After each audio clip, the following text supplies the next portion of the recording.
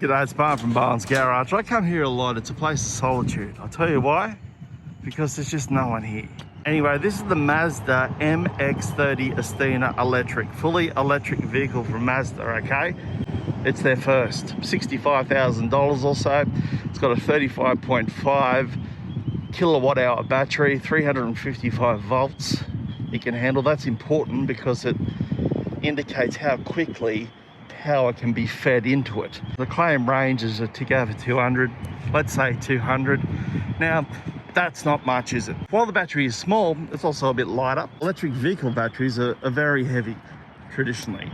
But you can charge it a bit quicker because the battery is smaller. So maybe not for me because I live a little way out of the city, but I can see why some city folk might want to consider it. It's got these unusual doors, as you can see, coach doors, all that. I don't like calling them suicide doors, I'm sorry, I just don't like using that word. As you can see, space is pretty limited, really. Oh, yeah, you can put that seat a bit forward. That's my seating position over there. So yeah, a bit more space. We've had Henry in the child seat here this week. He's loved this car. He really has. He's found this whole thing with the door quite novel. I love the floating center console here. Look at that. Interesting materials too.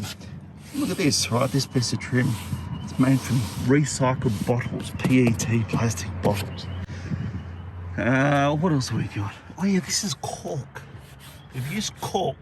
Now I assume they've only used one cork tree because if they've used more, that would seem to go against the green credentials, wouldn't it?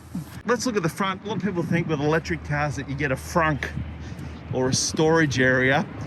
It's not the case of most of them. You know, we've seen the frunk emerge on Teslas for a long time now.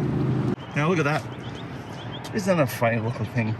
It's electric motor driving the front wheels. You shouldn't touch these. High voltage. All the orange cables are high voltage. Avoid them at all costs. So no storage in the front, no B-pillar.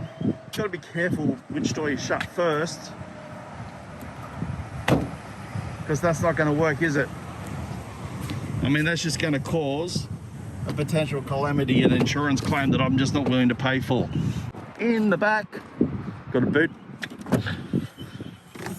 And you'll see, as with most electric cars, I'm not going to open these up because they're just a nightmare to put back in. Jet Charge, one of the big charging brands in the country. You get a connector for your normal household power socket. This one has like one that is adapted for faster DC chargers. Pretty standard fare for an electric car. I don't see it as opening the gateway for people to go, you know what, I'm going to go electric. It's a very premium, good car to drive. I love it. Great sound system, Bose sound system, premium interior, handles well, also pumps through a synthetic, like a backing tape. Because the thing is, like with Tesla, you're kind of used to the fact that lots of electric cars make a whole lot of noise. But when you get in these mainstream brands, recently I've started to think, you know what, I'm missing that engine note. I really am. But if they can give me a convincing noise that indicates that there's like smoke billowing out of the rear, I'm a bit more happier about it.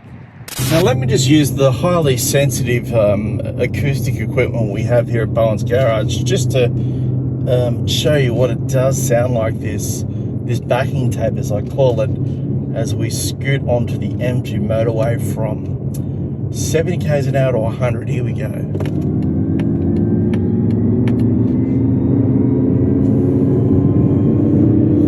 Oh yeah, baby. Did you hear that? Wow. That sounds like an electric car with a fake engine note. But I like it. Anyway, there it is.